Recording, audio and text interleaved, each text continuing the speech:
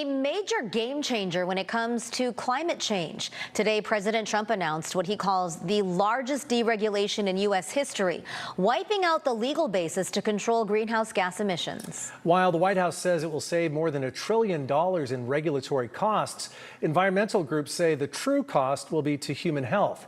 CBS 8's Richard Allen has more on the legal battle that lies ahead. Well, that's right. Barrio Logan is one of the communities most impacted by greenhouse gas emissions in the entire state, surrounded by major freeways, industry, and shipyards. And environmentalists say today's move by the Trump administration will only increase the risk to residents' health. We are officially terminating the so-called endangerment finding. That scientific ruling goes back to a 2007 Supreme Court decision finding that greenhouse gases are air pollutants that harm public health and must be subject to the Clean Air Act. And yet this radical rule became the legal foundation for the Green New Scam, one of the greatest scams in history.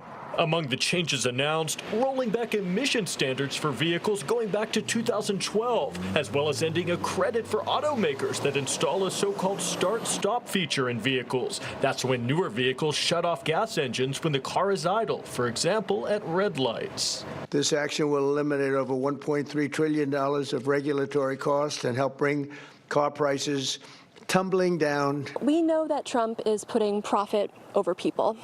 Emma Rodriguez is with San Diego 350, an environmental group that's calling on the courts to uphold the endangerment finding and the decades of proven science behind it.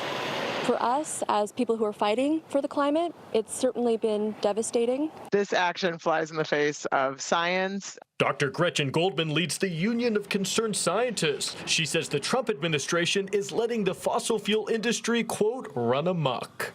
We're going to see some immediate impacts of this, increases in emissions and health harms in communities. Communities like Barrio Logan, Logan Heights, Border and South Bay communities, and Southeast San Diego, which in 2024 were devastated by flooding. Those floods were caused by a storm which was made worse by climate change. We can expect to see more of that.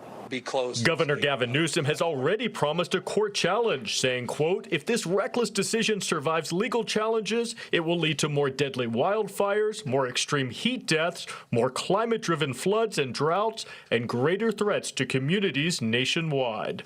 Legal challenges that environmental groups also say they will be bringing forward. We will not stop fighting for climate action, no matter what happens at the federal level. And as for the auto industry, which of course stands to benefit from this move by the Trump administration, several different auto companies today said while they welcome these changes, they are also still committed to reducing emissions. Thanks, Richard.